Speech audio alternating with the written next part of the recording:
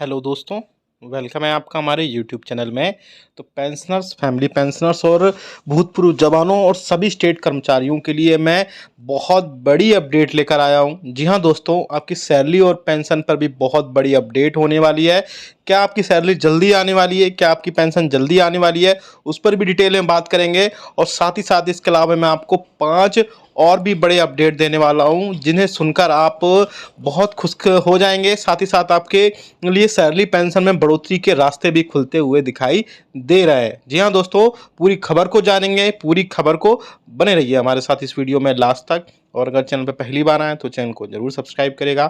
साथ ही साथ आप हमारी वीडियोस की लेटेस्ट नोटिफिकेशन के लिए घंटे के निशान को भी प्रेस करिएगा, तभी आपके पास हमारी वीडियोस की लेटेस्ट नोटिफिकेशन आ पाएगी और आप हमारी वीडियोस को इसी तरीके से आगे भी वॉच कर पाएंगे। आपकी जो सैलरी और पेंशन में जल्द आने वाली है या लेट होने वाली है, उसके रिगार्डिंग हम बाद में बात करेंगे। पहले अदर जो 5 बड़ी खबरें आ रही हैं उनको हम देख लेते हैं। तो सबसे पहले उनमें बड़ी खबर आ रही है, वो बड़ी खबर है आपको फिक्स्ड मेडिकल अलाउंसेस को लेकर के। जी हाँ दोस्तों, आप सभी को पता है कि ऐसे पेंशनर्स, फैमिली पेंशनर्स या कर्मचारी जो नॉन सीजीएचएस एरियाज़ में रहते हैं, यानी कि जो एरियाज़ में सीजीएचएस के हॉस्पिटल्स या वेलनेस सेंटर्स या फिर वहाँ पर सीजीएचएस के डिस्पेंसरीज नहीं हैं, तो ऐसे एरिया में रहने वाले पेंशनर्स और फैमिली पेंशनर्स को सरकार की तरफ से 1,000 रुपये का फिक्स्ड मेडिकल अलाउंसेस दिया जाता है। जी हाँ दोस्तों, ऐसे में अब पेंशनर्स और पेंशनर्स एसोसिएशंस ने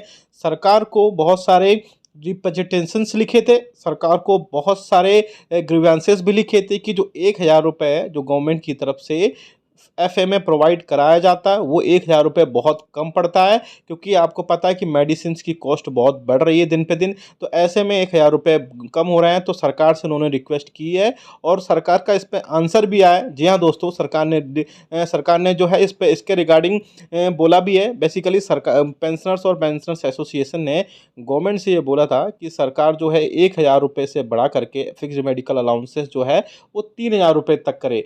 इसके रिगार्डिंग गवर्नमेंट ने क्लियर इंस्ट्रक्शन दिए है कि इसका जो मैटर है वो ministry of health and family welfare को जो है को भेज दिया गया है।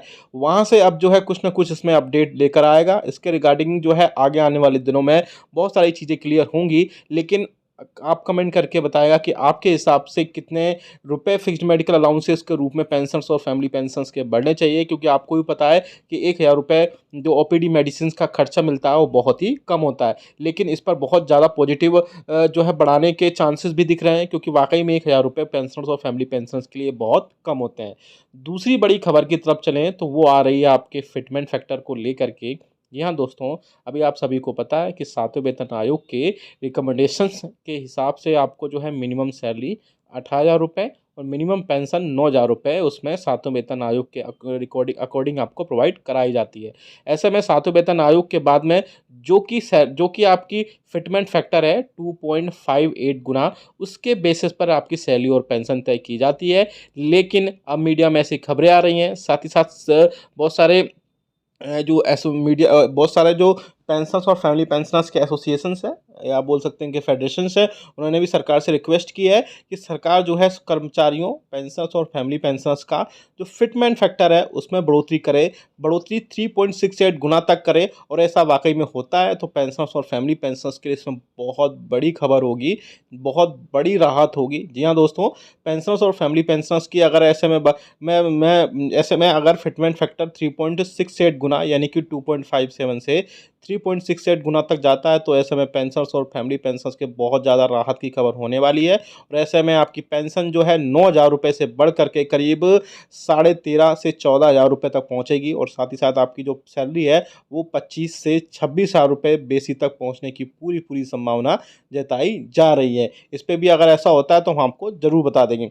अगली बड़ी अपडेट की तरफ लेके चले तो आपकी अगली बड़ी अपडेट आ रही है 18 मंथ्स के डीए और डीआर पर। जी हाँ दोस्तों, आप सभी को पता है कि आपको 18 मंथ्स का डीए और डीआर का जो एरियर्स है वो नहीं दिया गया था। ऐसे में अब इस मंथ में जो है आगे आने वाले वीक्स में कभी भी हफ्ते में जो है एक बड़ी मीटिंग होने जा रही है, जो जिसमें कैबिनेट सेक्रेटरी, डीओपीटी के अधिकारी, साथ ही साथ मिनिस्ट्री ऑफ फाइनेंस के डिपार्टमेंट ऑफ एक्सपेंडिचर के अधिकारी भी बैठक में होंगे, जिसमें इस मीटिंग में और भी कई सारे इश्यूज होंगे, जैसे ओल्ड पेंशन स्कीम का मुद्दा हो, चाहे वो इसके अलावा और भी कई सारे मुद्दे हैं। और लेकिन सबसे बड़ा मुद्दा जो है वो 18 मंथ्स का डीए और डीआर का जो एरियर्स है वो होने वाला है। जी हाँ दोस्तों, अगर आपका 18 मंथ्स का डीए और डीआर आप भी चाहते हैं, इस वीडियो को लाइक करिए, शेयर करिएगा।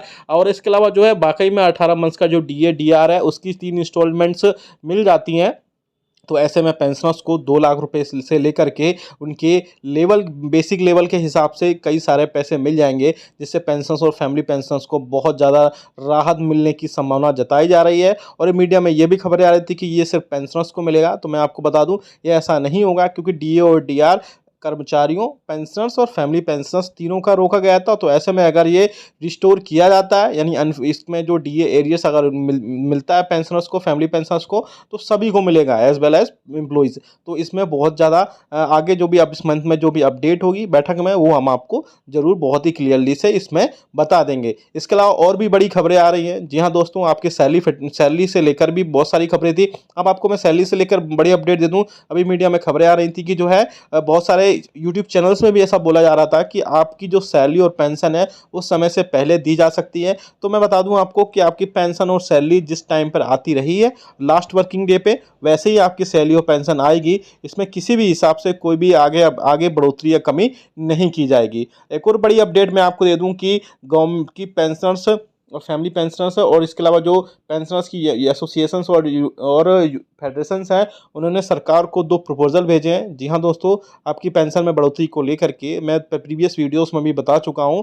वो 2 बड़े प्रपोजल ये थे पेंशनर्स और फैमिली पेंशनर्स की तरफ से कि सरकार जो है आपको, आपकी जो पेंशन है उसको जो है 2 अलग-अलग प्रपोजल थे। पहला प्रपोजल ये था कि सरकार आपकी पेंशन और फैमिली पेंशन में हर 5 साल में 5 साल की 5% की बढ़ोतरी करे। 5-5 साल के ब्लॉक में, यानी कि 60 से 65 साल में 5% की, 65 से 70 साल में 5% की, देन 70 से 75 में 5 साल की, और 75 से 80 साल में 79 ईयर्स में 80 साल की बढ़ोतरी करे। और 80 साल के बाद में 70 वर्ष की 80 साल के बाद में 7वें वेतन आयोग के रिकमेंडेशन के हिसाब से आपको ऑटोमेटेड आपकी सैलरी में 20% की, बेसिक पेंशन में आपको 20% की बढ़ोतरी हो जाती है। तो ऐसे में ये एक बड़ा सरकार के लिए चैलेंज होगा, दूसरी दूत पेंशनर्स के लिए बड़ा चैलेंज होगा। अब दूसरी इसमें बड़ा ये बोला गया था कि जैसे एग्जिस्टिंग एम्प्लॉइज़ के लिए 3% बेसिक सैलरी में बढ़ोतरी की जाती है, तो उसी हिसाब से पेंशनर्स का एटलीस्ट 1% बेसिक जरूर बढ़ाया जाए, क्योंकि उनकी बेसिक पेंशन में किसी भी टाइप से कोई बढ़ोतरी नहीं होती है। तो कम से कम अगर 1% बेसिक में भी बढ़ोतरी की जाएगी तो पेंशनर्स को उसमें जी उनका काम चल सकता है, क्योंकि पेंशनर्स की पेंशन में सिर्फ डीए के अलावा और कोई बढ़ोतरी नहीं होती है।